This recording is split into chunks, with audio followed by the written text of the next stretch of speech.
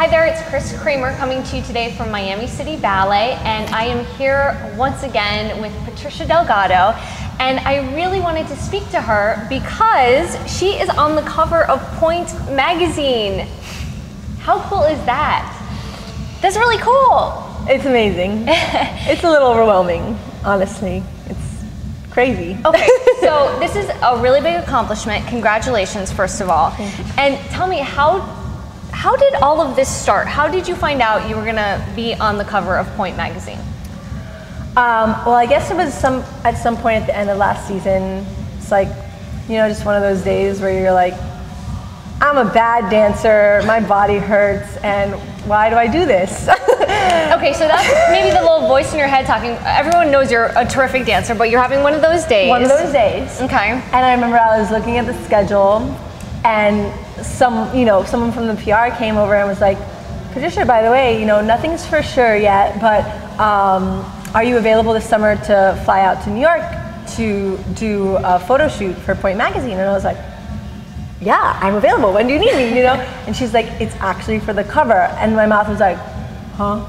Like, I was just like, no way, for sure. Like, she's like, nothing's for sure yet, but they want to send you out, and they've been wanting to do it for a while, and they finally, had a month that was open.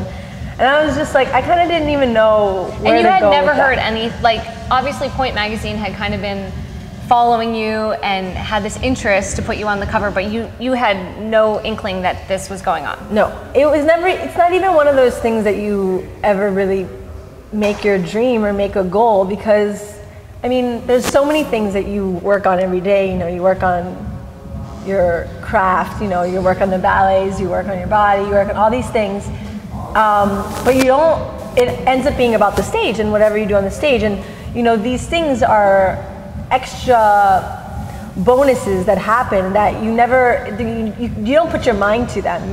If they happen, they happen, and it's a beautiful, overwhelming experience. But it's never something that I really said I want to be on. That's just not how those things happen. So to just have someone be interested in that and recognizing that hard work is just really, I feel very fortunate. That's just all. I feel fortunate. Yeah. But I mean, it's interesting that they also gave you some basis. They actually chose the costumes. Yeah, no, I thought that was really interesting too. Like, they had artistic vision for their shoot. Right. And so when I got there, they knew what they wanted, which was really a relief for me, because I kind of didn't know what to expect. I didn't know if they were just going to be like, dance around and we'll shoot you. And the photographer, Nathan Sawyer, was amazing. He does still life work, and he shoots vegetables and.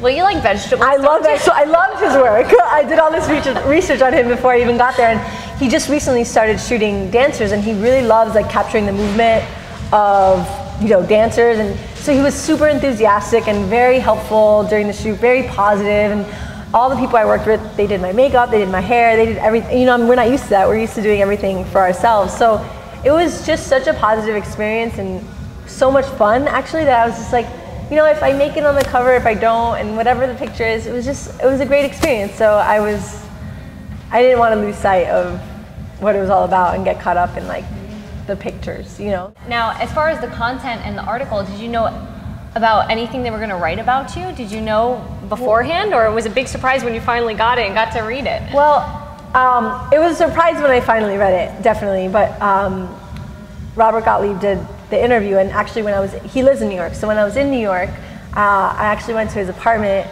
and we sat and we talked for hours, and it's kind of like this, where I didn't feel like it was an interview. I just felt like I was just talking to him about my life, and my life, really, not even my career, just talking to him in general, just about me.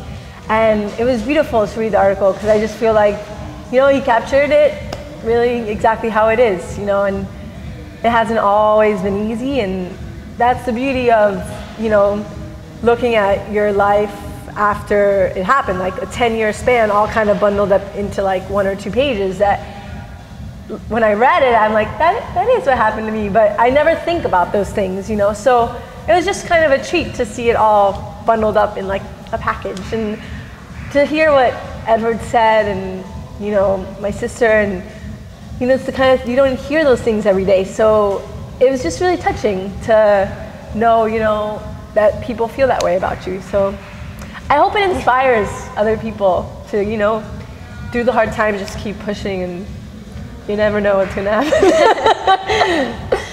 So this is my favorite part about the article that was written about you, and it's the last paragraph, and it's what Edward Villella had to say about you.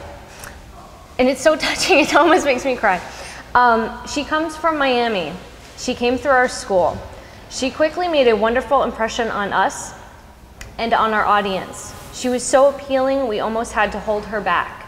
She never makes problems. She's always ready, willing, and more than able. If every ballerina had her talent, her temperament, and her looks, the lives of artistic directors like me would be a cakewalk. And I just thought that was so nice to end it. Yeah, I can't even tell you. Just to hear him say that, honestly, all I have to say is, if it wasn't for you, I wouldn't be here. So he made that all possible for me, and he made a lot of things possible for a lot of people. So I think we're all just grateful for him. What was it like to actually get the physical copy and be like, whoa, that is me, and I've pulled this out of my mailbox before with so many other dancers on it, but whoa, that's me. Yeah. What was that like? I mean, I guess I kind of knew what was happening, but until you see it, you don't really believe that it's happening. I still kind of don't believe it. I'm like, that was just something they made for me to take home. Like, I don't know how many times I've opened the mail and seen the Pointe Magazine, and you know, I never once thought that I would open it and it would be me. And I remember once seeing a cover of the two Cuban ballet dancers, the photoshoot sisters, and they were like in Black Swan and in White Swan, and I remember thinking, Jeanette, man, one day maybe we'll be on Pointe Magazine. Totally joking, like completely joking, nothing real about it. And I still kind of look at it, and I have it at home, and I'm just like, is that me? I don't know. It's all surreal, really. And I like that it's in red. It's like Miami Heat. Yeah. It's kind of fun. So, nice. So what's now? You're approaching the 25th anniversary with Miami City Ballet. You've had this great accomplishment. What's now? I don't think it's going to change anything. We start back to work Monday, and I feel kind of in shape, but not completely. So it's going to be a great season. You know, we have a lot of important milestones that are happening, and you know, my goal is to stay healthy and pace myself. There's a long season. It's always a long season to get through. So you know, you're excited about the first day, but you're excited about like the whole journey. So I feel like even though this happened, it was kind of exciting for my summer. You know, we start work on Monday, and it's going to be hard, and it's going to be wonderful, and just got to all help each other out and stick together and hope that everyone stays healthy and we get to, you know, enjoy all the great things that are going to happen this year. So it's a huge year to be a part of something huge, you know. So I think the whole company is excited. The 25th anniversary is a really big deal. So we're just going to go for it. Yeah. Well, spoken like a true professional. Kind of like, this is behind me, and better start preparing for what's next. So, exactly. As always, wonderful to talk to you. Thank you, Chris. And we look forward to talking to you throughout the 25th anniversary. Congratulations again. Thank you. Thank you.